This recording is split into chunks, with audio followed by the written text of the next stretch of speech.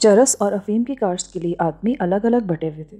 افیم کے پودے ہر سال لگائے جاتے تھے، جبکہ چرس 2 سال میں ایک مرتبہ کاشت ہوتی تھی، مگر آدمیوں کو ہمیشہ یکساں سہولتیں فراہم کی جاتی تھیں۔ بندرگاہ سے ہر مہینے ٹرالر آتا تھا، جس میں 2 بڑے بڑے خفیہ ڈیزل ٹینک نصب تھے۔ یہ ڈیزل ٹیوب ویل چلانے کے لیے جزیرے پر پہنچتا تھا۔ خوردنوش کا انحصار بڑی حد تک بحری پرندوں کے شکار پر تھا، جو اس جزیرے پر کافی ملتا تھا۔ خشک دودھ، کافی، چائے، خشک گوشت اور سربند پھلوں کے ڈبے نپی تلی مقدار میں شہر سے آتے تھے اور حصے کے مطابق بانٹ دیے جاتے تھے۔ غذائی ضروریات پوری کرنے کے سلسلے میں ماہی گیری بھی بہت مؤثر تھی۔ اس کے علاوہ جزیرے کے ایک حصے میں آسانی سے کاشت ہونے والی سبزیوں کے بھی کھیت تھے، جن کی وجہ سے لوگ غذا کی یکسانیت کا شکار نہیں ہو پاتے تھے۔ دلگیر نے مجھے وہ خوبصورت کاٹیج بھی دکھایا جو باہر سے مٹی کا جھونپڑا نظر آتا تھا، مگر اس کے اندر صاف ستھرے آراستہ 2 کمرے بنے ہوئے تھے، جہاں بیت کی کرسیاں اور نرم بستر والی مسہری کے ساتھ ہی بہت سی آسائشیں بھی میسر تھیں۔ اس کاٹیج کی چھت شہتیروں پر مٹی بچھا کر بنائی گئی تھی۔ چھت پر جانے کے لیے ایک چوبی زینہ بھی تھا۔ چھت پر لگی ہوئی سرچ لائٹس دیکھ کر مجھے حیرت ہوئی، مگر دلگیر نے بتایا کہ جزیرے پر آگ جلانے کے لیے لکڑی اور روشنی کے لیے صرف مٹی کا تیل مل سکے گا۔ وہ سرچ لائٹس ہنگامی ضروریات کے لیے لگائی گئی تھیں۔ ان کا سلسلہ ڈیزل سے چلنے والے ایک جنریٹر سے ملا ہوا تھا، جس سے بیک وقت 2000 واٹ بجلی مل سکتی تھی۔ یہ جنریٹر اسی کاٹیج کے ایک محفوظ حصے میں نصب تھا۔ وہ کاٹیج سمندر سے لائی ہوئی مصنوعی نہر کے کنارے تھا، جہاں موٹر بوٹ بھی لنگر انداز ہو سکتی تھی۔ اس جگہ تختوں اور شہتیروں کو ملا کر ایک ایسا پلیٹ فارم بھی بنا دیا گیا تھا جو موٹر بوٹ سے سامان اتارنے اور لدائی کے وقت کام آ سکے۔ جس جھونپڑے میں مقیم تھا وہ اس کاٹیج سے تھوڑی دور واقع تھا۔ جب دلگیر سنگھ نے مجھے بتایا کہ وہ کاٹیج فی الوقت اس کے تصرف میں ہے اور اس کے جانے کے بعد میری رہائش کا بنے گا، تو مجھے لازماً اسلحے سے بھرے ہوئے اس فولادی صندوق کا خیال آیا جو میرے جھونپڑے میں موجود تھا۔ میرا سوال سن کر دلگیر سنگھ زور سے ہنسا اور بولا، یہ کاٹیج نیا بنا ہے، اس سے پہلے وہی جھونپڑا میرے قیام کا ہوا کرتا تھا۔ وہ صندوق یہیں منتقل کیا جانا ہے۔ تو کیا ابھی تک تم خود اس جزیرے کا انتظام چلاتے تھے؟ نہیں، لوگوں کے کام بٹے ہونے کی وجہ سے سارا نظام خود بخود چل رہا تھا۔ میں ہر دوسرے تیسرے ہفتے چکر لگا لیتا تھا، مگر شروع سے یہاں ایک کل وقتی نگران کی ضرورت ہے۔ تیرے آنے سے یہ مسئلہ بھی حل ہو گیا۔ اس دور افتادہ جزیرے پر وہی شخص سکون سے میرے مفادات کی نگرانی کر سکتا ہے جو شہروں سے خوفزدہ ہو۔ تنخواہ دار آدمی زیادہ دن نہیں ٹک سکتا۔ بات تو درست ہے۔ اگر شہروں میں مجھے پولیس کے ہاتھوں گرفتاری کا خوف نہ ہوتا تو شاید یہ چند روز بھی گزارنے مشکل ہوتے۔ پہلے تو صرف منشیات کی اسمگلنگ کا الزام تھا، اب دوہرے قتل کا بھی مجرم ہوں۔ ان حالات میں تو یہ جزیرہ بالکل جنت معلوم ہوتا ہے۔ دلگیر سنگھ کے تاثرات سے میں نے اندازہ لگایا کہ وہ میری اس گفتگو سے مطمئن تھا۔ میں خود کو بیرونی طور سے خوفزدہ کر کے اس کا بھرپور اعتماد جیت سکتا تھا، اور ہوا بھی یہی۔ جس روز وہ جانے والا تھا اس دن اس نے مجھے کاٹیج میں مدعو کیا۔ باہر چلچلاتی دھوپ پھیلی ہوئی تھی، مگر درختوں کے کنج میں واقع کاٹیج میں موسم بہت خوشگوار تھا۔ تو نے اپنی باتوں اور رویے سے میرا دل جیت لیا ہے۔ میرا خیال ہے کہ تو یہاں اپنا کام بخوبی سمجھ گیا ہے۔ ادھر ادھر کی گفتگو کے درمیان دلگیر سنگھ نے اصل موضوع چھیڑ دیا۔ ہاں، اور اس سلسلے میں تمہیں کوئی شکایت نہیں ہوگی؟ میں نے اسے خلوص سے یقین دلایا۔ پہلے میرا ارادہ تجھے بتانے کا نہیں تھا، مگر اب اس میں حرج بھی نہیں ہے۔ میں چند ماہ کے لیے امریکہ جا رہا ہوں۔ نئی پارٹیوں سے سودوں کے علاوہ کچھ سیاحت کا بھی ارادہ ہے۔ اگر آدمیوں کے سر سے میری موجودگی کا خوف ٹل جائے تو افراتفری پیدا ہو سکتی ہے، پر تیرا معاملہ مختلف ہے۔ میری عدم موجودگی میں تجھے جزیرے پر اپنے فیصلوں پر انحصار کرنا پڑے گا۔ اگر اب بھی کوئی دشواری ہو تو مجھ سے بات چیت کر لیں۔ کیا سیلرز کلب والے بھی تمہاری روانگی سے بے خبر ہیں؟ ہاں، چنگ ہوا بڑی گندی ذہنیت کا مالک ہے۔ میں یہ ہرگز پسند نہیں کروں گا کہ تیری زبان سے یہ بات اس تک پہنچے۔ بے فکر رہو۔ ویسے فی الحال مجھے اپنے کام میں کوئی دشواری نظر تو نہیں آتی، سیدھا سادہ سا کام ہے۔ تو نے نیپال سے کہاں کہاں مال بھیجا تھا؟ چند ثانیوں کے توقف کے بعد اس نے پوچھا۔ میں نے فوری طور پر ان غیر ملکی فرموں کے نام گنا دیے جو مجسموں کی آڑ میں برونز آرٹ فیکٹری سے منشیات خریدتے تھے۔ دلگیر سنگھ نے 3 اداروں کے نام نوٹ بک میں لکھ لیے جو امریکہ میں واقع تھے، اور بولا، امریکہ میں میرا مال 4 گنے داموں میں بک سکتا ہے۔ مشرق وسطیٰ کی منڈی میں مقابلہ بہت سخت ہے، کیونکہ ترکی میں بڑے پیمانے پر منشیات کی کاشت ہوتی ہے، اور وہ لوگ یہ سارا مال آس پاس کے علاقوں میں پھیلا دیتے ہیں۔ تجھے وہاں سے اعلیٰ درجے کی چرس کے کیا دام ملتے تھے؟ میرا بیشتر کاروبار ہپیوں کے ذریعے چلتا تھا، ویسے مجھے $6000 فی کلو گرام تک کے ملے ہیں۔ دلگیر سنگھ نے برا سمو بنایا۔ یہ بھی کم ہے، $4000 فی کلو تو کھلے سمندر میں سودا ہو جاتا ہے۔ بے شمار ہندوستانی اپنی لانچوں میں مال مشرق وسطیٰ کی بندرگاہوں میں لے جاتے ہیں۔ نیپال میں بڑی مشکل یہی ہے کہ وہاں سے سمندر تک رسائی نہیں ہے، پھر براہ راست خریدار بھی ادھر کم رجوع کرتے ہیں۔ زیادہ لین دین ان ہپیوں سے ہوتا ہے جو نیپال کی سیاحت کے بہانے 2-4 کلو چرس خرید لیتے ہیں اور اسے اپنے ملک میں بیچ کر سیاحت کا سارا خرچہ نکالنے کے بعد بھی نفع میں رہتے ہیں۔ تیری معلومات تو بہت وسیع ہیں، مجھے تیرے جیسے چند آدمی اور مل جائیں، میں پوری منڈی پر اجارہ داری قائم کر سکتا ہوں اپنی۔ ذرا نوازی ہے ماسٹر، ورنہ اب تو یہ بتاتے ہوئے بھی شرم آتی ہے کہ میں ماضی میں کیا کچھ کرتا رہا ہوں۔ تیرے دن پھرنے والے ہیں، میں واپس آ جاؤں نا تو تجھے تیرا اصل کام سونپ دوں گا۔ تو جیسے آدمی کو میں اس جزیرے پر برباد نہیں ہونے دوں گا۔ تو شہروں میں آزادانہ پھرے گا اور کوئی مائی کا لال تجھ پر ہاتھ نہیں ڈال سکے گا۔ وہ میرا شانہ تھپک کر بولا۔ دلگیر سنگھ نے مجھے بہتر مستقبل کی نوید دینے کے ساتھ ہی جزیرے پر کام کرنے والے ایسے 2 مفرور خونیوں سے متعارف کروایا جو بقول اس کے ہر قسم کے حالات میں اعتماد میں لیے جا سکتے ہیں۔ اسلحے سے بھرا ہوا صندوق اسی روز کاٹیج میں منتقل کر دیا گیا، اور جب سرے شام بوٹ گھاٹ پر پہنچی تو دلگیر سنگھ نے مجھے تفصیل سے سمجھایا کہ ٹارچ کے اشاروں سے کس طرح آنے والوں کی شناخت کا کام لیا جاتا ہے۔ اس جزیرے سے بمبئی کا فاصلہ کتنا ہے؟ میں نے سرسری طور پر پوچھا۔ اس بوٹ میں 4.5 گھنٹے کا سفر ہے، مگر آتے ہوئے تو 1 دن سے زیادہ کا وقت صرف ہوا تھا۔ میں نے حیرت سے چونکتے ہوئے کہا وہ تو مائیکل کا کمال تھا، وہ تجھے طویل مدت تک کھلے سمندر میں گھماتا رہا تاکہ تیری قوت مدافعت تھکان کی وجہ سے کمزور پڑ جائے۔ اس کے علاوہ بوٹ کی آمد و رفت میں مد و جزر کا بھی خیال رکھا جاتا ہے۔ جب پانی اترا ہوا ہو تو اس سمندری نہر میں صرف کیچڑ رہ جاتی ہے۔ یہ تو بڑا سنگین مسئلہ ہے۔ نہیں، یہ صورتحال صرف دسمبر اور جنوری کے مہینوں میں ہوتی ہے۔ اس زمانے میں یہ نہر ہر روز صرف چند گھنٹوں کے لیے قابل استعمال رہتی ہے، ورنہ عام دنوں میں تو کسی نہ کسی طرح کام چلتا ہی رہتا ہے۔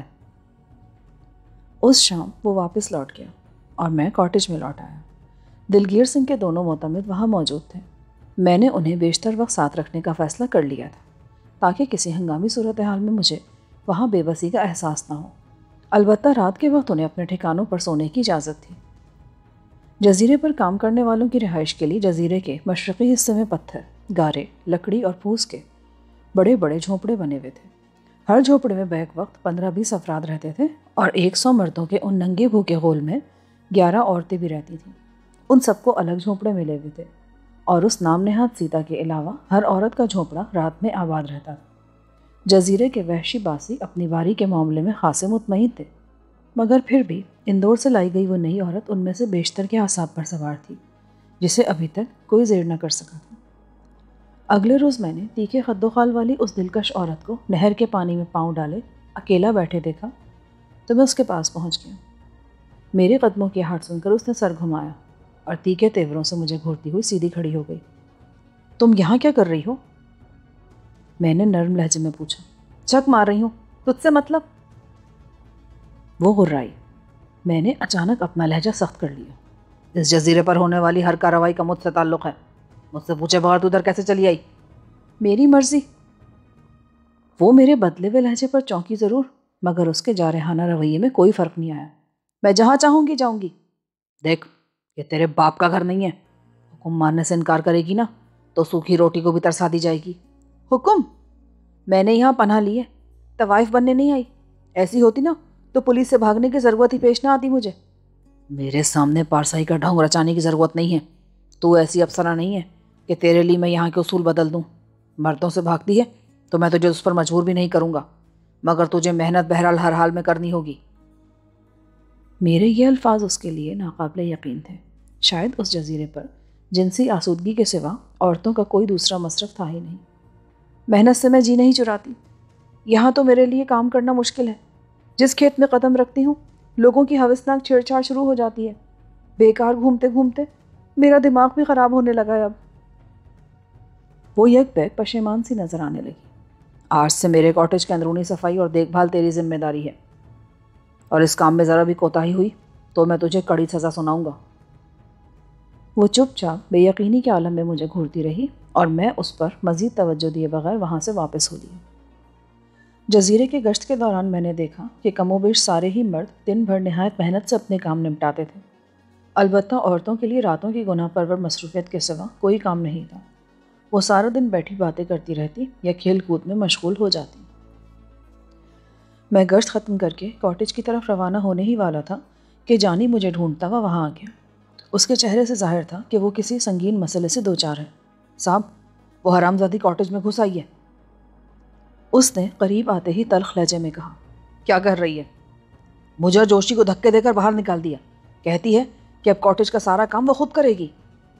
کام کرتی ہے تو کرنے دو، اچھا ہے، اسی بہانے مصروف رہے گی، میں نے سرسری لہجے میں کہا، تاکہ اسے یہ اندازہ نہ ہو سکے کہ اس خبیث عورت نے میرے حکم کی منمانی تعمیل میں یہ ہنگامہ کھڑا کیا ہے۔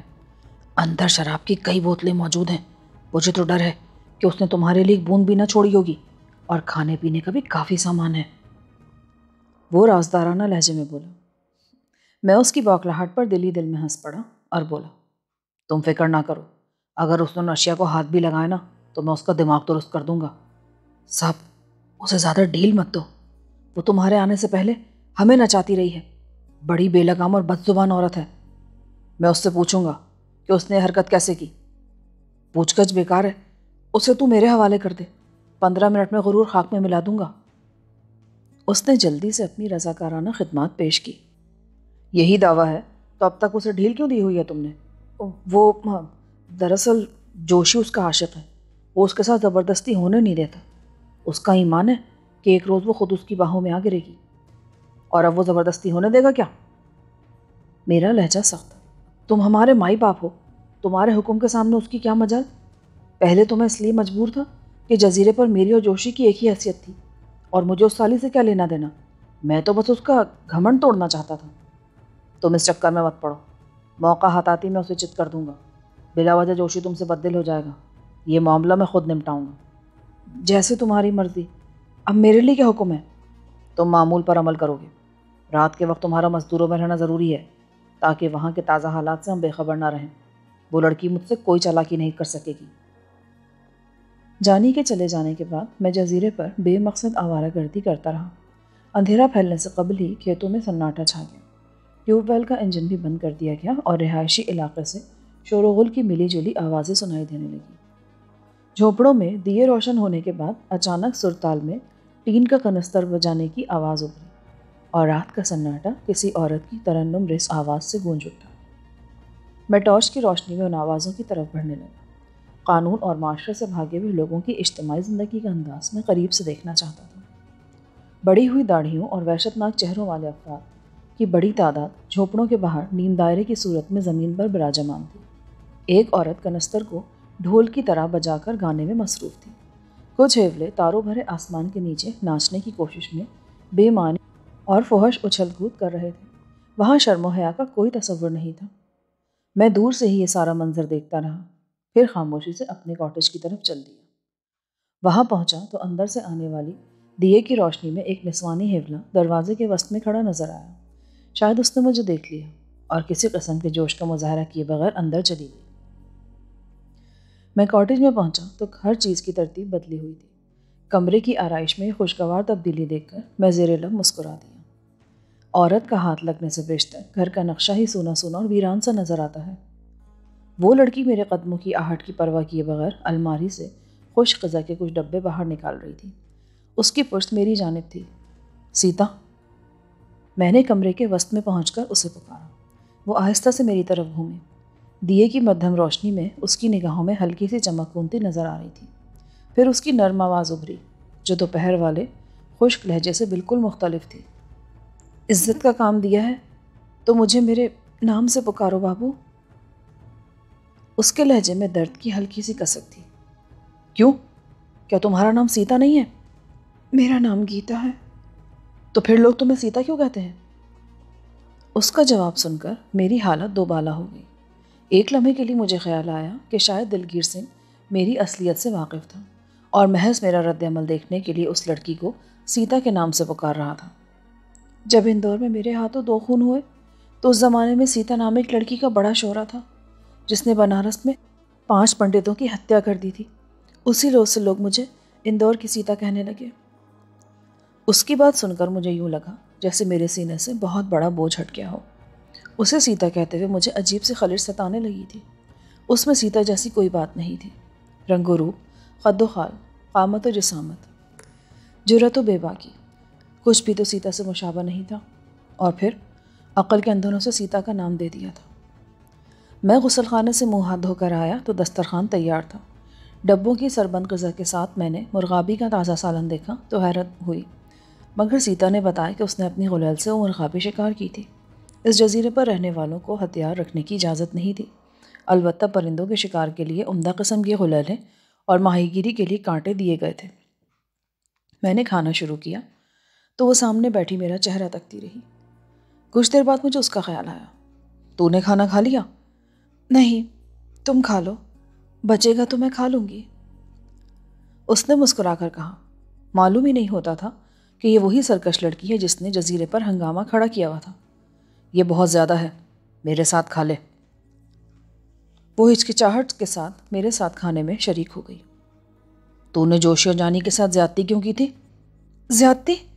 چور ہیں وہ دونوں حرامزادے۔ چور ہیں؟ ہاں، میں یہاں پہنچی تو وہ چوری سے تمہاری شراب پی رہے تھے۔ تجھے کیسے پتہ چلا کہ وہ میری اجازت کے بغیر پی رہے تھے؟ میں دبے قدموں ان کے سر پر پہنچی تھی، مجھے دیکھتی ان کے چہروں پر ہوائیاں اڑنے لگی تھیں۔ وہ مجھے ڈرانے دھمکانے لگے کہ میں اندر کیسے گھسی، اور تو نے انہیں باہر نکال دیا۔ میں آہستہ آہستہ اس کی ذات میں دلچسپی لینے لگا۔ بظاہر وہ اس جزیرے کی واحد مخلوق تھی جو میری رفیق بن سکتی تھی۔ بھگاتی کیا، وہ کمینہ جانی تو ہاتھا پائی پر اتر آیا تھا، بالکل جنگلی ہے، جنگلی۔ مگر جوشی سے سمجھا کر باہر لے گیا۔ وہ ذرا بے وقوف سا ہے۔ بے وقوف نہیں ہے، مرتا ہے تجھ پر۔ مرتا ہے تو مر جائے، میں اس کے اوپر تھوکتی بھی نہیں ہوں۔ یہ تو مردوں سے اتنی بدظن کیوں ہے؟ مرد؟ یہاں مرد ہیں کہاں؟ تو تجھے سب کیا نظر آتے ہیں؟ کتے ہیں، کتے۔ مرد تو اپنی عورت کے دکھ درد کا ساتھی ہوتا ہے، یہاں تو سب چند لمحوں کی عیاشی کے چکر میں پڑے رہتے ہیں۔ تیری شادی ہو چکی ہے کیا؟ ہمارے ہاں شادی نہیں ہوتی، شادی بھی شریف لڑکیوں کے ہوتے ہیں بابو، طوائف ساتھیوں کے نہیں۔ طوائف ساتھی؟ ہاں، ہر رات بکنے والی نہیں۔ میری زندگی میں اب تک صرف ایک مرد آیا ہے جس نے نیلام میں میری سب سے اونچی بولی لگائی تھی۔ میں سمجھا نہیں۔ مجھے بچپن سے حرام آبرو کی حفاظت کا سبق دیا گیا تھا۔ ہمارے کوٹھے پر ہر قسم کے گھناؤنے کھیل ہوتے تھے، مگر مجھے سخت پہروں میں رکھا جاتا تھا۔ پھر کوٹھے پر میرا پہلا مجرا ہوا تو کوٹھا خوب سجایا گیا، گنے چنے رئیس زادوں کو دعوت دی گئی۔ اس روز میری 16ویں سالگرہ تھی۔ اس بہانے ہر ایک نے مجھے قیمتی تحفے دیے۔ بعد میں پتہ چلا کہ ان رئیس زادوں میں سے ایک میرا خریدار تھا، اور وہ دعوت نہیں بلکہ میرا نیلام گھر تھا۔ کنور پرتاپ نے میری ماں کو 10,000 نقد دیے اور 2,000 ماہانہ خرچہ دینے کا وعدہ کیا، اور میری بولی جیت لی۔ میں نے پچھلے 6 برس میں کبھی گناہ کے بارے میں نہیں سوچا۔ میری کنور جی سے شادی بے شک نہیں ہوئی، مگر میں دل و جان سے انہیں اپنا پتی سمجھتی ہوں۔ ہر رات بستر بدلنے والیوں سے مجھے ہمیشہ سے نفرت رہی ہے۔ طوائف کہلانے کے لیے اتنا ہی کافی ہے کہ عورت بیاہ رچائے بغیر کسی مرد کے بستر پہ چلی جائے۔ اب کنور کہاں ہے؟ سنا ہے تم بھی 2 بار ہتیا کر چکی ہو۔ میرا مقدر خراب تھا۔ میری ساتھ والی ہمیشہ میری قسمت پر رشک کرتی تھیں۔ کنور جی مہینے میں 2-4 دن ہی آتے تھے۔ خرچہ مقررہ وقت پر پابندی سے ملتا رہتا تھا، اس کے علاوہ وہ مجھے ہمیشہ لیتے دیتے رہتے تھے۔ کچھ عرصہ پہلے اچانک ان کا آنا جانا بند ہوا، خرچہ ملتا رہا، اور 3 مہینے بعد وہ بھی رک گیا۔ میں نے سنا کنور جی بھوپال کی کسی ڈیرے دارنی کے چکر میں پڑ گئے ہیں۔ میں ان کا انتظار کرتی رہی، پر وہ لوٹ کر نہ آئے۔ 2-3 مہینے میری ماں نے صبر کیا، پھر مجھے مجبور کرنے لگی کہ میں کنور کا خیال چھوڑ دوں اور ہر روز نئے گاہکوں کو لبھاؤں، پر میں نہ مانی۔ میرا دل کہتا تھا کہ ایک نہ ایک دن کنور جی ضرور آئیں گے۔ ادھر میں اپنی ماں اور محلے والیوں کے دباؤ کے باوجود اڑی رہی، اور دوسری طرف میرے خلاف سازشیں ہو رہی تھیں۔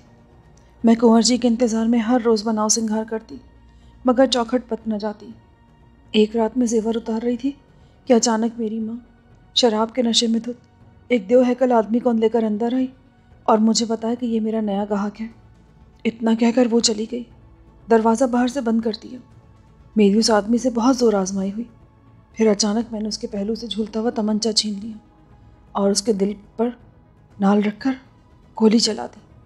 دھماکہ اور چیخ سن کر اس کا باہر بیٹھا ہوا ساتھی دروازہ کھول کر اندر گھسا اور میں نے اس کو بھی مار دیا۔ میرے ہاتھ میں تمنچہ اور کمرے میں خون دیکھ کر سب لوگ خوفزدہ ہو گئے اور میں گھر سے بھاگ گئی۔ میں 3 دن اندور کے گلی کوچوں میں پھرتی رہی۔ پھر میری بدقسمتی نے مجھے پکڑوا دیا۔ وہ 2 آدمی تھے۔ انہوں نے مجھے پہچان لیا۔ میں نے انہیں اپنے پاس چھپے ہوئے چند زیوروں کا لالچ دے کر پناہ مانگی تو وہ پگھل گئے اور مجھے بمبئی میں ایک جگہ پہنچا دیا۔ وہاں سے مجھے بے ہوش کر کے لایا گیا۔ ہوش آیا تو میں اس جزیرے پر تھی۔ اس لڑکی کے بارے میں میرے تمام قیاسات غلط نکلے تھے۔ میں ابھی تک اسے تیسرے درجے کی کوئی مجرمہ سمجھتا رہا تھا جو اپنے جرائم کی پردہ پوشی کے لیے خون خرابہ بھی کر سکتی تھی، مگر گیتا میری توقع کے خلاف خاصی دلیر اور بااصول لڑکی ثابت ہوئی تھی۔ رات کو میں اندرونی کمرے میں مسحری پر دراز ہو گیا تو وہ بیرونی کمرے میں چلی گئی۔ میرے رویے کی بنا پر اسے میری ذات پر اتنا بھروسہ ہو گیا تھا کہ وہ بے خوف میرے ہمراہ ایک ہی چھت کے نیچے رہنے پر راضی ہو گئی تھی، اور یہ میرے لیے خوشگوار ابتدا تھی۔ جزیرے پر اگلے چند روز پرسکون گزرے، البتہ میں نے جوشی اور جانی کے رویے میں خفیف سی تبدیلی محسوس کی۔ شاید انہیں گیتا کے بارے میں میرا مصالحانہ رویہ پسند نہیں آیا تھا۔ اگر وہ جزیرے پر بے یار و مددگار بھٹکتی رہتی تو کسی نہ کسی وقت ان کے چنگل میں پھنسی جاتی، مگر اب اس پر ہاتھ ڈالنا ممکن نہیں رہا تھا۔ جزیرے پر میرا وقت سکون سے گزر رہا تھا کہ رات شور و غل کی آوازوں سے میری آنکھ کھل گئی۔ میں ہڑبڑا کر بستر سے اٹھا۔ اسی وقت گیتا بھی کمرے میں آ گئی۔ مزدوروں میں فساد ہو گیا ہے، وہ سہمی ہوئی آواز میں بولی۔ تو یہیں رہ، میں دیکھتا ہوں۔ یہ کہہ کر میں نے طاقتور سرچ لائٹ اٹھائی اور رائفل کندھے سے لٹکا کر باہر اندھیرے میں نکل گیا۔ جزیرے کے رہائشی علاقے میں ایک بیرک نما جھوپڑے کے باہر 10-12 حیولے وحشیوں کی طرح آپس میں الجھے ہوئے تھے۔ ہاتھا پائی کے ساتھ غلیلوں کا استعمال آزادانہ ہو رہا تھا، کیونکہ کئی پتھر زناٹے کی آواز سے میرے آس پاس سے بھی گزر رہے تھے۔ اس مقابلے کا تماشا دیکھنے والوں کی بھاری تعداد میں بہت زیادہ جوش و خروش پایا جاتا تھا۔ وہ جنگلی درندوں کی طرح حلق پھاڑ پھاڑ کر چیخ رہے تھے۔ میں نے چند لمحوں تک صورتحال کا جائزہ لیا، پھر رائفل سے ایک ہوائی فائر کر ڈالا۔ اچانک تماشائیوں میں آ گیا کا شور بلند ہوا اور دیکھتے ہی دیکھتے میدان صاف ہو گیا۔ لڑنے والے بھی اپنا جھگڑا بھول کر جھونپڑوں میں جا گھسے۔ میں سرچ لائٹ کی طاقتور روشنی میں آگے بڑھا تو زمین پر خون کے کئی بڑے بڑے دھبے نظر آئے، مگر کوئی زخمی وہاں موجود نہیں تھا۔ یہ دیکھ کر مجھے حیرت ہوئی۔ وہاں خون کی جو مقدار نظر آ رہی تھی اس کے پیش نظر ایک تو آدمیوں کا بے ہوش ہونا معمولی سی بات تھی۔ میں نے رائفل کندھے سے لٹکائی اور جیب سے پستول نکال کر ایک جھونپڑے میں گھس گیا۔ اندر ناکافی روشنی میں بالکل سکوت پھیلا ہوا تھا۔ ہر شخص اپنے پیال یا بستر پر یوں بے حس و حرکت پڑا تھا جیسے گھنٹوں سے بے خبر سو رہا ہو، مگر وہاں سناٹے میں ابھرنے والے چڑھتے سانسوں کی آوازیں ان سب کی مکاری کے چغلی کھا رہی تھیں۔ کیا ہو رہا تھا یہاں؟ میں سرچ لائٹ کو ایک سرے سے دوسرے سرے تک گردش دیتے ہوئے غصیلی آواز میں بولا۔ جواب کچھ نہ آیا۔ وہ سب دم سادے پڑے رہے۔ اچانک سرچ لائٹ کی روشنی میں میری نظر دروازے کے قریبی ایک پیال پر پڑے ہوئے شخص پر پڑی جو پہلو بدلتے ہوئے آہستہ سے کر رہا تھا۔ میں لپک کر اس کے پاس پہنچا تو وہ شدید زخمی نکلا۔ اس کے سر سے بہنے والا خون پیال سے رس رس کر کچی زمین پر پھیلتا جا رہا تھا۔ میں نے غصے میں اس کے قریب لیٹے ہوئے ایک آدمی کو گریبان سے پکڑ کر جھنجھوڑ ڈالا۔ وہ پھرتی سے اپنی ٹانگوں پر کھڑا ہو گیا۔ کیا ہو رہا تھا یہاں؟ پتہ نہیں، میں تو شام سے بے خبر سو رہا ہوں۔ یہ زخمی کیسے ہوا؟ پتہ نہیں، یہ شام کو تو بالکل ٹھیک ٹھاک تھا۔ میں غصے میں اس پر برس پڑا اور وہ کسی یتیم کی طرح منہ لٹکائے ساری ڈانٹ پھٹکار سنتا رہا، منہ سے ایک لفظ نہ بولا۔ میری چیخو پکار سن کر سب لوگوں نے بیدار ہونے کی اداکاری کی اور آہستہ آہستہ میرے گرد جمع ہونے لگے۔ میں نے بلند آواز میں ایک بار پھر ان سے دریافت کیا کہ میری آمد سے قبل وہاں کیا ہنگامہ ہو رہا تھا اور یہ ایک آدمی لہو لہان کیوں ہے، مگر سب نے یک زبان ہو کر جواب دیا کہ وہ لوگ وہاں ہونے والے کسی ہنگامے کا علم نہیں رکھتے۔ معاملہ جو بھی رہا ہو، اگر وہ جھوٹ نہ بولتے تو میں سرسری باز پرس کے بعد وہاں سے لوٹ جاتا، مگر اب معاملہ سنگین ہو گیا تھا۔ ہنگامے کا سبب تو درکنار، وہ تو ہنگامے کے وجود سے ہی صاف منکر ہو چکے تھے۔ میں نے باری باری 5 بارکوں میں جا کر اپنے سوال دہرائے، مگر کہیں سے بھی مجھے دوسرا جواب نہ ملا۔ ہر چہرے پر سنجیدگی اور یتیمی طاری تھی۔ اس بھیڑ میں مجھے جانی بھی نظر آیا۔ اس کا داہنا جبڑا بری طرح سوجا ہوا تھا اور چہرے پر کئی تازہ خراشیں بھی نمایاں تھیں۔ تم بتاؤ کیا ہوا تھا یہاں؟ میں نے اسے گریبان سے پکڑ کر اپنے سامنے کھینچ لیا۔ کچھ نہیں ہوا ماسٹر، اس نے حیرت سے پلکیں جھپکاتے ہوئے کہا، پھر مجمع کی طرف تائید طلب نگاہوں سے دیکھا اور سبھی نے اپنے سروں کو اس بات میں جنبش دی۔ اب میرے لیے وہاں سے خاموش واپس لوٹ جانا توہین کے مترادف تھا۔ میں نے ان سب کو بستروں پر جانے کا حکم دیا۔ اس کے بعد میں نے باری باری ہر ایک کا جائزہ لینا شروع کیا تو یہ انکشاف ہوا کہ وہاں 2 شدید زخمی بے ہوش پڑے ہیں۔ 7 افراد کے چہروں اور جسموں پر شدید مار پیٹ کے نشانات نمایاں تھے، جن میں جانی بھی شامل تھا۔ میں نے ان 7 کو الگ کر لیا۔ 2-4 آدمی زخمیوں کی دیکھ بھال میں مصروف ہو گئے۔ باقی لوگوں کے ہجوم کو ساتھ لے کر میں اس جگہ پہنچا جہاں زمین پر خون کے تازہ دھبے تھے اور وہاں سے خون کی بوندیں جھونپڑوں تک جا رہی تھیں۔ یہ کیا ہے؟ اگر یہاں کچھ نہیں ہوا تو یہ خون کہاں سے آیا؟ لوگ زخمی کیسے ہوئے؟ جھگڑا تو ہوا ہے مگر سب کچھ خاموشی سے ہوا ہے، ہمیں بالکل علم نہیں ماسٹر، ایک مکار صورت شخص نے تشویش آمیز لہجے میں کہا۔ زخمی یہ کچھ بتائیں گے ماسٹر؟ ہم تو سوگند کھاتے ہیں کہ ہم نے مارا ماری کا کوئی شور نہیں سنا، ایک اور شخص بولا۔ اچانک مجھے جوشی کا خیال آیا، وہ مجھے ابھی تک نظر نہیں آیا تھا۔ استفسار پر پتہ چلا کہ وہ اپنی باری کے مطابق شرمیلی کے ساتھ رات بسر کر رہا تھا۔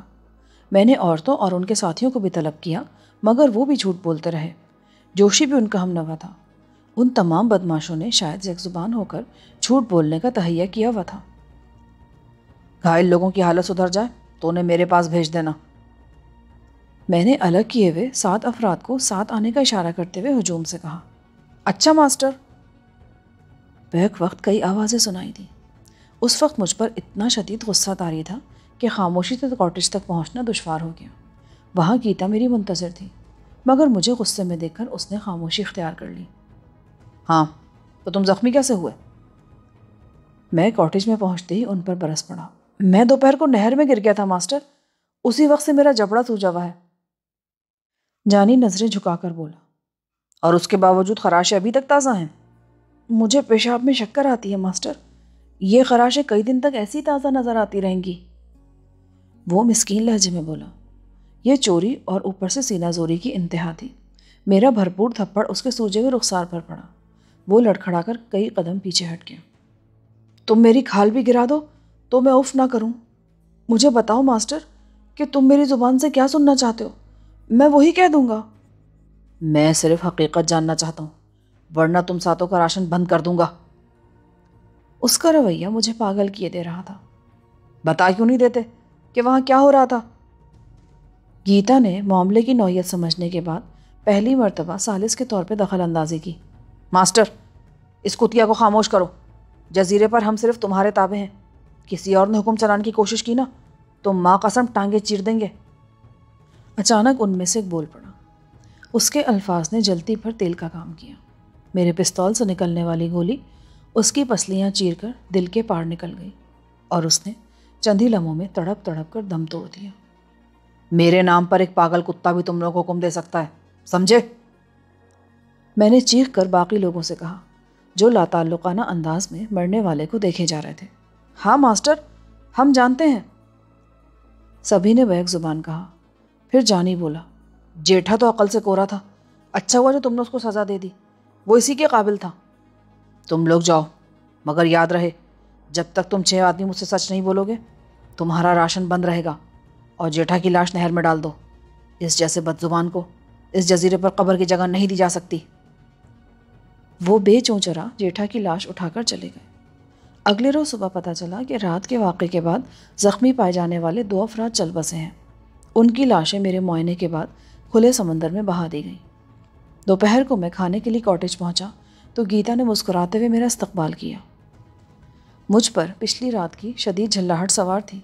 میں نے اسے نظر انداز کرنا چاہا مگر اس نے دونوں ہاتھ پھیلا کر میرا راستہ روک لیا۔ میں تمہاری بڑی احسان مند ہوں بابو، یہ کہتے ہوئے وہ میرے اتنے نزدیک آ گئی کہ میں اس کے سانس اپنے کھلے سینے پر ٹکراتے محسوس کر رہا تھا۔ گیتا کا یہ بدلا ہوا رویہ ایسا غیر متوقع تھا کہ چند لمحوں کے لیے میں ساری جھلاہٹ بھول گیا اور مسکراتے ہوئے پوچھا، یہ اچانک احسان مندی کیوں مسلط ہو گئی تم پر؟ تم نے اس گھناؤنے جزیرے پر میری عزت بچائی اور مجھے گھر کے دھندے سے لگایا، ورنہ میں تو اب تک سمندر میں کود کر اپنی جان دے چکی ہوتی۔ پھر کل رات تم نے ایک آدمی کو صرف اس لیے مار دیا کہ اس نے مجھے گالی دی تھی۔ تم نے میرا من جیت لیا ہے بابو۔ میں نے اپنا دل ٹٹولا تو وہاں وقتی رفاقت کی ہزاروں تمنائیں مچل رہی تھیں، مگر گیتا کے لیے محبت کا جذبہ دور دور تک موجود نہیں تھا۔ سچی بات تو یہ کہ پچھلی رات میں نے جیٹھا کو صرف اس لیے ہلاک کیا تھا کہ اس وقت میں مشتعل تھا اور جیٹھا نے میرے سامنے باغیانہ لہجے میں زبان کھولی تھی۔ اگر وہ میری انا کو ٹھیس لگائے بغیر گیتا کو کچھ اور بھی کہہ لیتا تو میں درگزر کر دیتا، مگر اس نے میرے روبرو بدترین گستاخی کا ارتکاب کیا تھا، جس کی مناسب سزا وہی تھی جو اسے دی گئی تھی۔ اس جزیرے پر قتل و خون میرے لیے ذرا بھی تردد کا باعث نہ تھا، کیونکہ سب کے سب وہاں چھٹے ہوئے مجرم تھے، مگر گیتا کے لیے میرا وہ اقدام ایک انقلاب کا محرک بن گیا۔ صفدر علی نے محض ایک خون کر کے اسے جیت لیا تھا۔ ہیجان انگیز لمحوں کے بعد گیتا نے مجھے چھڑا۔ تمہیں پتہ چلا کل رات کیا ہوا تھا؟ نہیں، میں نے کھوج لگا لیا ہے۔ کیسے؟ جوشی آیا تھا، اس نے سب اگل دیا۔ بتاتی کیوں نہیں آگے کیا؟ وہ لوگ جوا کھیل رہے تھے کہ کسی کی بے ایمانی پکڑی گئی، پھر بلوا ہو گیا۔ 11 آدمی لڑائی میں شامل تھے، 2 مر گئے، 7 کو تم لائے اور 2 کو اندرونی چوٹیں آئی ہیں۔ جوا؟ ان کے پاس تھا کیا جس پر وہ جوا کھیل رہے تھے؟ یہ لوگ اپنے اپنے راشن، سگریٹوں اور چائے کا جوا کھیلتے ہیں۔ جوشی بتا رہا تھا کہ جیلوں میں پہننے کے کپڑوں کا جوا ہوتا ہے اور یہ سب جیلوں کی یاترا کیے ہوئے ہیں۔ تجھے بتا دیا جوشی نے؟ ہاں، پر اس نے سوگند دی تھی کہ تمہیں نہ بتاؤں، اور تو نے بتا دیا۔ اور کیا کرتی، سوگند بھی تو اس نے اپنی جان کی دی تھی۔ مجھے اس کی جان کی کیا پرواہ بھلا؟